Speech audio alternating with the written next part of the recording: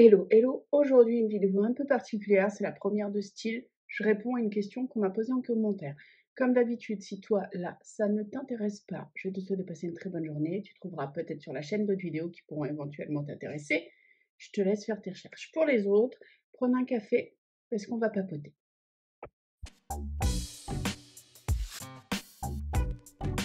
Première vidéo de ce style sur la chaîne. Je vous dis toujours, si vous avez des questions, laissez-les en commentaire, j'y répondrai. Généralement, je réponds aux questions directement dans les commentaires.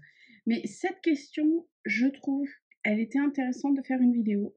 Et je pense que je vais prendre ce réflexe quand c'est une question qui revient, qui potentiellement peut revenir dans les commentaires et qui peut toucher un grand nombre de personnes.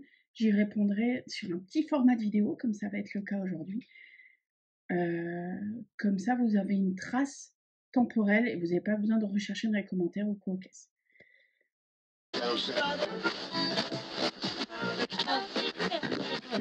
Un warning, le retour que je vous fais là sur ces vidéos, c'est par rapport à mon expérience et par rapport surtout à mes utilisations des poudres à embosser. Je n'ai pas la prétention d'être omniscient et de préférer une marque plutôt qu'une autre.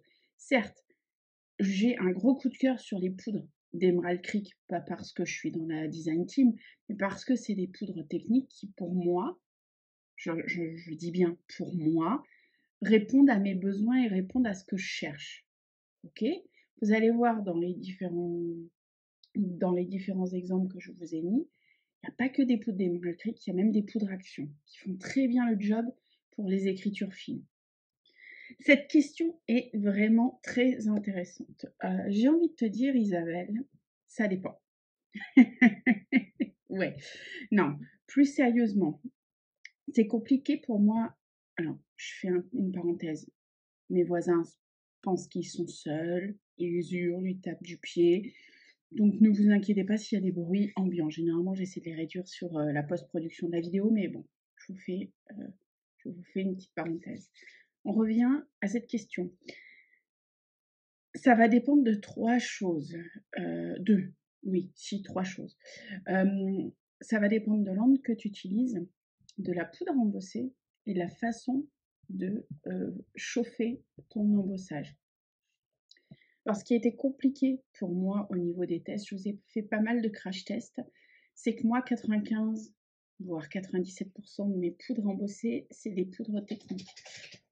Cooper se réveille. C'est des poudres techniques, donc c'est des poudres qui vont ramener de la texture, qui vont ramener de la matière. Clairement pas. Il arrive là. Voilà, vous allez entendre râler parce que il est bougon en ce moment. Tu te poses le bout?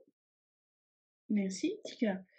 Il est bougon en ce moment, donc vous risquez de l'entendre pouffer, râler et pleurer. Vous voyez? Comme ça. Du coup, je reviens à mes moutons. J'étais en train de vous dire, oui, moi, 97 de mes poudres, c'est des poudres techniques. Il est bien clair que avec des poudres qui rajoutent de la texture, ça va pas fonctionner pour de l'écriture. On est clair avec ça. Donc je contourne le problème à chaque fois que j'ai de l'écriture. Je tamponne avec des encres, généralement des Versafine, et j'embosse avec de l'embossage translucide. Je contourne bien le problème. Je reviens à la question parce que là, c'est beaucoup de blabla.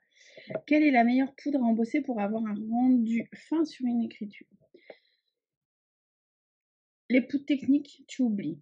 Alors, les poudres techniques que je vous ai sélectionnées, une WO, ok, une Emerald Creek. C'est la même que j'avais utilisée pour faire le projet carte Saint-Valentin anniversaire, enfin la carte cœur, je vous mettrai ici, sauf que c'était le pink chrome et là c'est le green chrome, donc c'est la Magical Mystery d'Emerald Creek et une poudre que je suis pas sûre que vous en trouverez encore. Moi je les avais chopées sur Etsy, je crois, quelqu'un qui les revendait. C'est des Distress. Alors celle-ci, comparée aux deux autres, celle-ci elle est mate. Ok. Et pourquoi je dis que c'est une poudre technique? Parce qu'elle est mate et quand on touche, on a l'impression que c'est une texture papier de verre. D'accord? Dans tous les cas, j'ai utilisé, pour pour tous les exemples, jusqu'à ce que je vous mentionne le contraire, j'ai utilisé mon code Versamark. Je ne l'ai pas réancré depuis un moment parce que quand vous voulez faire quelque chose de très propre au niveau d'un texte, si votre encreur Versamark est trop humide, ça va faire des dégâts. Ok? Alors, je ne me suis pas amusée à passer le chiffon magique que Michel m'en avait fait un, qui est là d'ailleurs. Mais j'ai fait ça sans préparation, bien évidemment. Donc, vous allez voir, il y a du bavage un petit peu des poudres. Alors, la première qui est là-haut. Alors, certes, elle a un rendu métallisé, etc. Je ne sais pas si vous le voyez en plus. Je ne sais pas. Mais je le trouve pas clair du tout. Les traits ne sont pas forcément bien définis. Et c'est là qu'on voit la limite des poudres, vraiment la grande limite des poudres techniques. Là, Mystery, la Green Chrome. Alors pour le coup, elle fait bien son taf, la Green Chrome. Elle est claire. Bon, ne prêtez pas attention aux des petits trucs qui sont autour, parce que j'aurais préparé ma feuille, il n'y aurait pas eu tout ça. Hein. Mais je trouve que le tamponnage en lui-même, il a bien accroché. Je vous disais que la façon de chauffer, c'était vraiment essentiel également. Quand j'ai des textes fins comme ça, je ne chauffe jamais directement. Vous voyez, je ne vais pas être comme ça. Attendez, hop, je peux. Donne-moi un peu de corde, voilà. Je ne vais pas être en direct comme ça. Je vais toujours chauffer et faire fondre l'embossage par en dessous. Pourquoi? Ça fond plus uniformément et du coup, ça fait quelque chose, un rendu plus lisse et moins texturé. Si vous voulez de la texture, mettez-le en direct. Si vous voulez quelque chose de très propre, par en dessous. Et la Distress Powder, je la trouve vraiment, vraiment, vraiment très sympa. Donc des trois, vous voyez, des trois poudres embossées, déjà celle-ci pour moi elle est KO. Celle-ci pourrait faire le taf, celle-ci aussi. Crash test suivant, donc des poudres qui font du sens. Et vous allez être étonnés. Alors, il y a celle-ci, la Moxie. D'ailleurs, j'en ai quasiment plus. J'ai recommandé dans mon deuxième pack Emerald Creek, j'ai recommandé, ils ont un blanc opaque. J'ai recommandé le blanc opaque parce que ma Moxie, elle n'existe plus là. Ça, c'est une poudre embossée que je ne sais plus où j'avais trouvé. Je crois que c'était chez Kiridoc que je l'avais acheté. Je la conseille. Franchement, c'est une de mes toutes premières poudres embossées. Vous voyez le numéro 2. C'est une de mes toutes premières poudres embossées et elle fait le taf bien. Elle est versatile dans le sens où si vous la chauffez direct, il y a moyen de créer des bulles, des choses comme ça. Vous la chauffez en dessous, elle est top. Et vous pouvez faire du grunge, vous pouvez faire quelque chose de très fin. D'ailleurs, les cartes que j'ai envoyées pour Nouvel An, c'était avec cet embossage-ci que j'avais embossé le Happy New Year. Alors, je ne sais pas, c'était pas très intelligent de faire si vous voyez là. Si vous voyez. Le merci, il s'en sort plutôt pas mal. Vraiment, plutôt pas mal. Les deux poudres embossées suivantes, comme quoi ça montre bien que c'est pas le coût de la poudre qui fait la poudre, c'est la finesse du grain. Ces deux poudres Action, s'il vous plaît. C'était des poudres qui vendaient à un moment quand ils avaient mis leur pistolet chauffant, parce que ça c'est un pistolet chauffant hein, d'Action.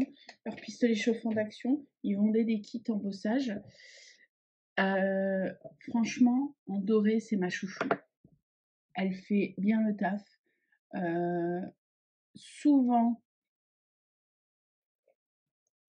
C'est souvent elle, la blanche et la translucide, les trois que j'utilise pour faire mes écritures quand j'en ai besoin, quand j'ai besoin de faire de l'embossage d'écriture. pareil, l'argenté, bon l'argenté elle est pailletée, donc tout de suite c'est un peu plus compliqué. Dès qu'elle est moins fine et dès qu'il y a des choses en plus dans les dans les poudres, c'est vraiment plus compliqué. Donc dans les poudres embossées, là, je vous conseillerais, pour l'instant, la poudre Action et la Moxie. Les poudres embossées, c'est un coût, c'est énormément cher, faut pas se leurrer. Et aujourd'hui, encore, ça va de pire en pire, hein, les inflations augmentent, les coûts, notre budget pour le créatif va forcément diminuer. Vous voyez bien qu'on est dans l'ère du temps de la récup à fond. Moi la première, hein, moi la première.